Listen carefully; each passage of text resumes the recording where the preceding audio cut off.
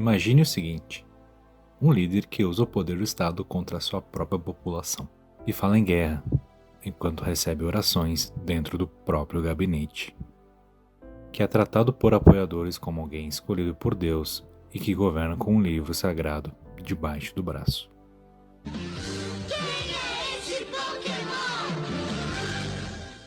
Se você pensou em uma teocracia no Oriente Médio, pense novamente. Estamos falando dos Estados Unidos, estamos falando de Donald Trump. Até que ponto a religião está ditando as cartas na guerra atual? Estaremos vivendo uma nova cruzada? Hoje vamos entender como o plano de Deus virou estratégia militar no Pentágono. Seja bem-vindo ao canal Fim da História. Donald Trump compreendeu algo que seus adversários frequentemente subestimam: o imenso poder político da fé. Sua base mais fiel e influente hoje não é apenas composta por eleitores comuns, mas pelos evangélicos brancos conservadores, um grupo que ele alimenta com simbolismos diretos e potentes. O exemplo mais emblemático dessa estratégia foi o lançamento da Bíblia Deus Abençoe a América, em 2024. Vendida por quase $60, essa edição não é apenas um livro religioso, é um artefato de nacionalismo. Além da tradicional tradução da versão do Rei Jaime, ela inclui a Constituição dos Estados Unidos, a Declaração de Direitos e a Declaração de Independência, o Juramento de Fidelidade, e além do coro manuscrito da música God Bless the USA, de Lee Greenwood.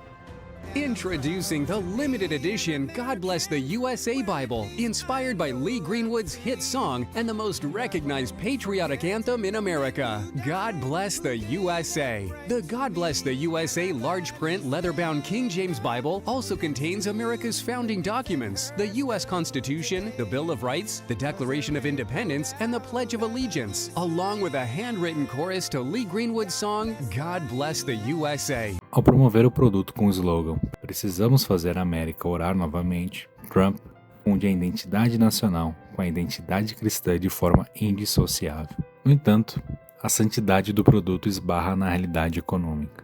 Em uma ironia típica da era Trump, essas bíblias são produzidas em massa na China ao custo de apenas $3 por unidade. O mesmo país que ocupa o centro da retórica agressiva de Trump sobre o roubo de empregos e a ameaça global é quem imprime o seu livro favorito. De acordo com a historiadora Christiane Dumas, essa estratégia sustenta o que ela chama de mito da América cristã. Trata-se da construção de uma narrativa poderosa de que os Estados Unidos seriam uma nação escolhida e ungida por Deus, embora os fatos históricos mostrem uma fundação baseada no iluminismo e na separação entre igreja e Estado. Para o movimento MAGA, a verdade histórica importa menos que a promessa de restauração de uma ordem divina, uma ordem onde o líder político assume o papel de guardião da fé. O segundo governo de Donald Trump não é composto por políticos convencionais. É uma equipe montada sob a lógica da ruptura e da ideologia radical. Cada nome escolhido carrega uma carga de polêmica que reforça a nova identidade de Washington. O vice-presidente J.D. Vance consolidou sua imagem através da desinformação, como no episódio em que propagou fake news sobre imigrantes haitianos em Ohio. Sua postura agressiva estende-se à diplomacia. Durante a visita de Vladimir Zelensky à Casa Branca, Vance exigiu publicamente que o líder ucraniano demonstrasse mais gratidão ao presidente que está tentando salvar seu país, criando um mal-estar diplomático sem precedentes. Como secretário de Estado, Marco Rubio é o arquiteto da política externa. Filho de imigrantes cubanos, ele apresenta uma aversão pública a imigrantes que beira a incongruência com sua própria história. Além disso, Rubio utiliza seu cargo para mover agendas de interesse pessoal, focadas obsessivamente na queda do governo em Cuba, moldando as ações dos Estados Unidos sob essa lente. Robert F. Kennedy Jr., herdeiro de um dos sobrenomes mais icônicos da política americana, assumiu a pasta da saúde. Conhecido por ser um fervoroso teórico da conspiração anti-vacina, suas ideias encontraram solo fértil justamente no radicalismo religioso onde a desconfiança na ciência é frequentemente apresentada como uma forma de resistência espiritual. This is an individual tragedy as well. Autism destroys families. More importantly, it destroys our greatest resource, which are children. These are children who should not be suffering like this. These are... Talvez a figura mais simbólica deste governo seja Pete Hegseth, ex-apresentador da Fox News. Sem experiência política prévia, ele prefere ser chamado de secretário de guerra. Hegseth funde militarismo com nacionalismo evangélico, afirmando abertamente que a providência divina protege as tropas americanas. Suas convicções não estão apenas nos discursos, mas na própria pele. Ele ostenta tatuagens de símbolos das cruzadas e a frase Deus voite, o antigo grito de guerra dos cruzados.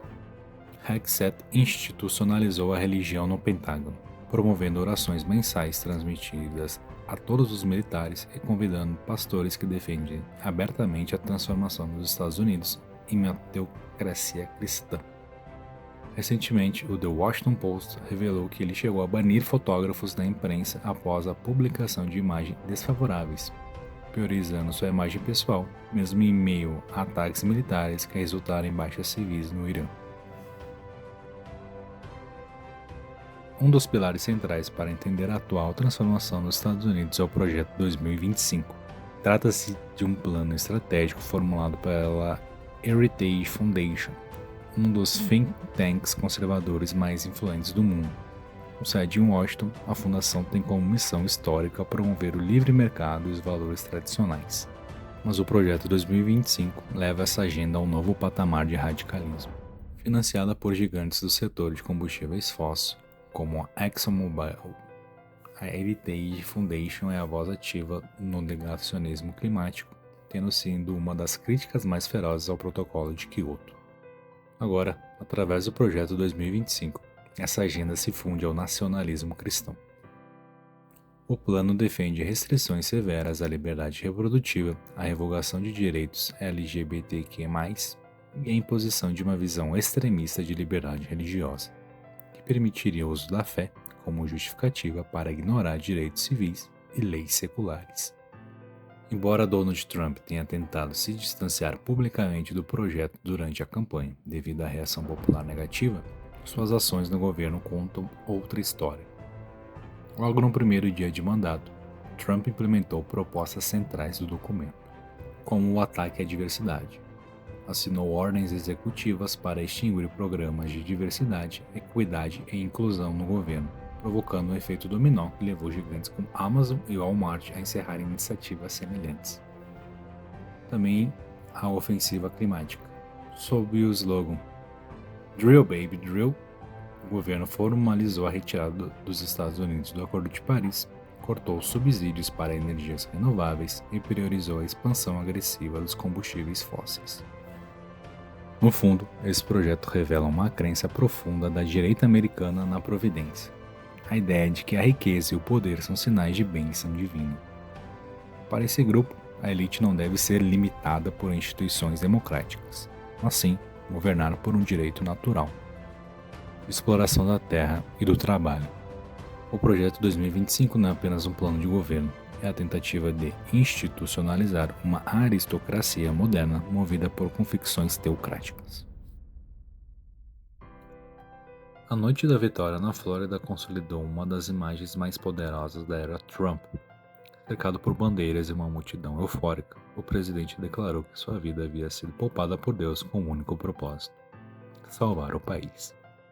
Essa retórica não foi um acidente, mas o ápice de um tema central: a ideia de que Trump é um escolhido divino. No entanto, a fé que move o movimento MAGA apresenta uma inversão teológica sem precedentes.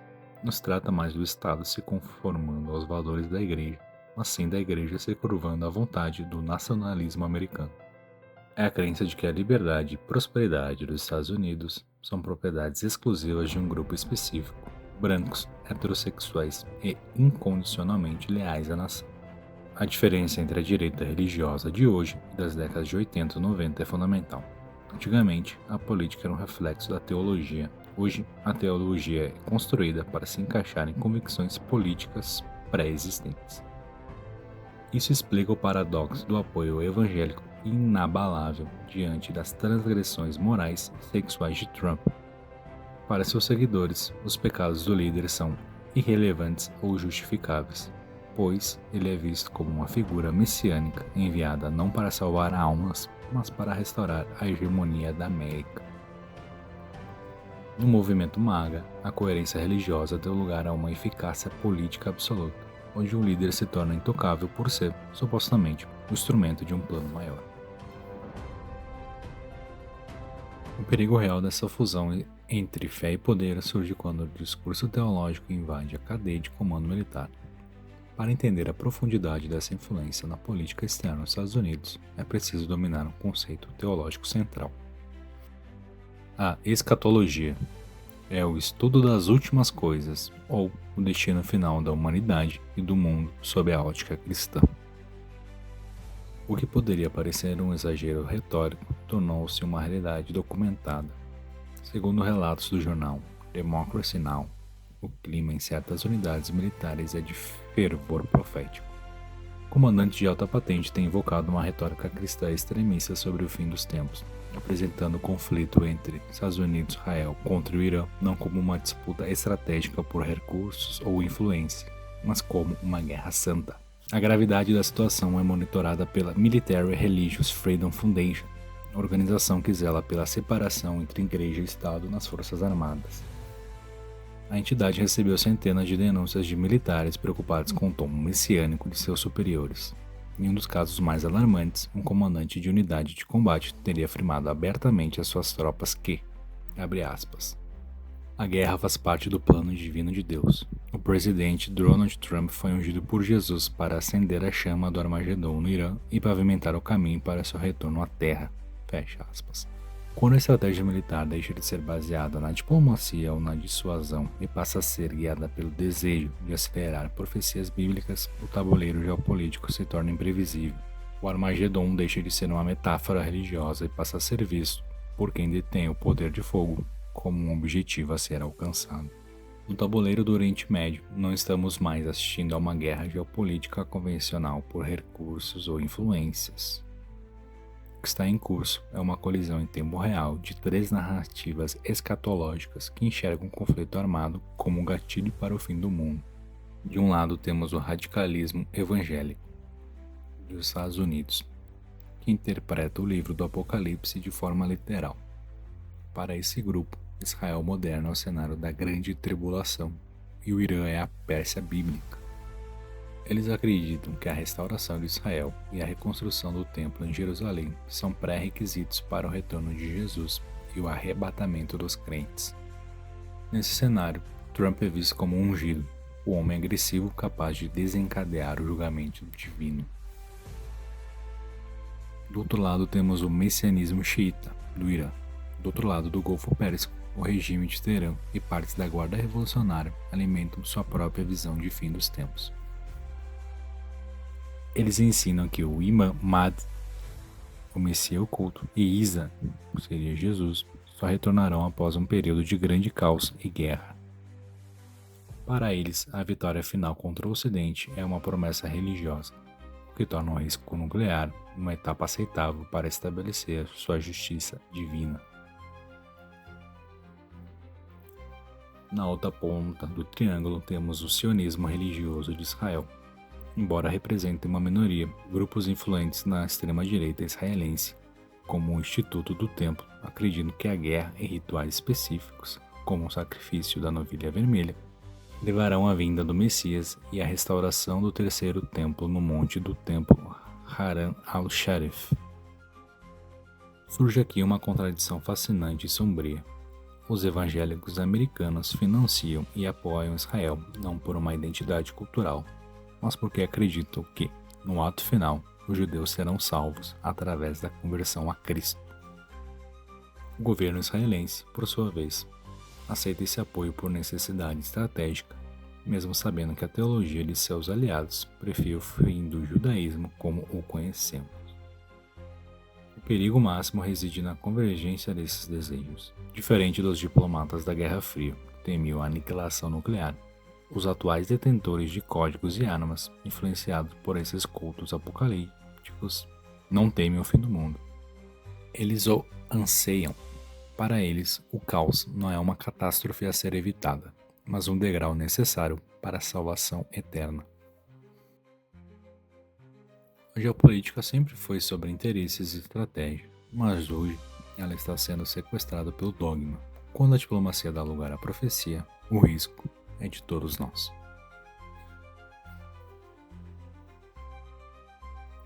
E você? Acha que a religião está sendo usada como escudo ou como arma nesta nova era? Comenta aqui embaixo. Dê seu like e se inscreva no canal. Até a próxima.